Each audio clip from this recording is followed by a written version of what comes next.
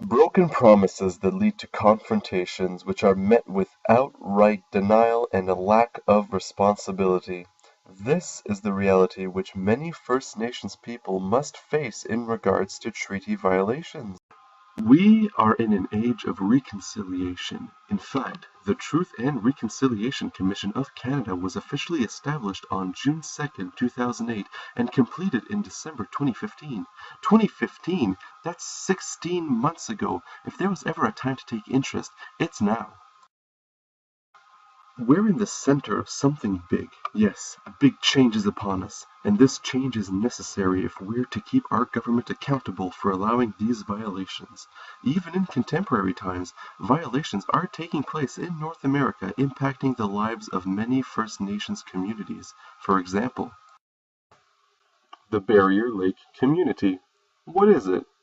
3 hours north of Ottawa, Barriere Lake is a host to a large community of Algonquin people who, in 1991, signed a treaty with the Canadian government known as the Trilateral Agreement.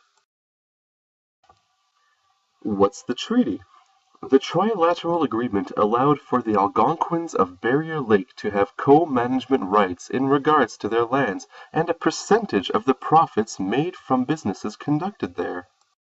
What was the violation? Despite the agreement, the Algonquins of Barriere Lake are constantly undermined. Logging and mining operations are conducted without their say.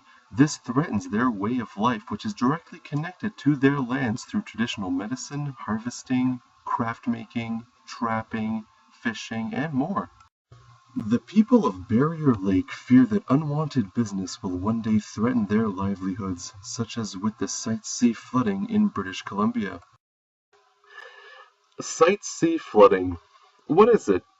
Well, Site C refers to the construction of a dam in Peace River, BC, on land used and honored by the First Nations communities, whose ancestors signed Treaty 8 with the Canadian government in 1899. What's the treaty? Treaty 8 solidified the right for First Nations people to live their lives off of the land with respect and honor towards it as they always had. What was the violation? The construction of the dam will flood over 50 square kilometers, much of which is used for fishing, hunting, and sacred burials. First Nations people have protested the construction of this dam, and they were not alone.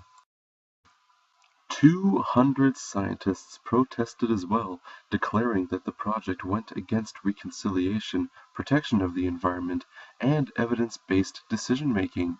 The government responded by stating that they had no intention of rethinking this endeavor. Turning a blind eye towards the pleas of First Nations people is not a rare occurrence, as we have also witnessed in North Dakota regarding their pipeline. The North Dakota pipeline. What is it? It's a pipeline being built to carry crude oil across the United States from North Dakota to Illinois, crossing the Standing Rock Sioux Nation community, the ancestors of which had signed the Treaty of Fort Laramie on April 29, 1868, with the United States government. What's the treaty? At the time, the treaty declared that the Standing Rock Sioux Reservation would be set apart for the absolute and undisturbed use and occupation of the Sioux Nation. On this treaty, the United States solemnly agreed that no persons would ever be permitted to pass over, settle upon, or reside in the territory. What was the violation? The Sioux of Standing Rock have not been left undisturbed. The pipe is being built, the combined will of 300 tribes are being ignored, and the voice of many protesters fall on deaf ears. No doubt the people of Standing Rock fight to avoid the fates of those before them who have suffered in the wake of progress, such as the people of Barriere Lake, Peace River, and others. What can we do, and why? Write letters, join protests, donate to the cause, but most importantly, we must remember that it is our duty as educators to raise the future leaders of society to honor their word, to keep their promises and those of old. We must set a proper example. We must not falter, for if we do, so shall they.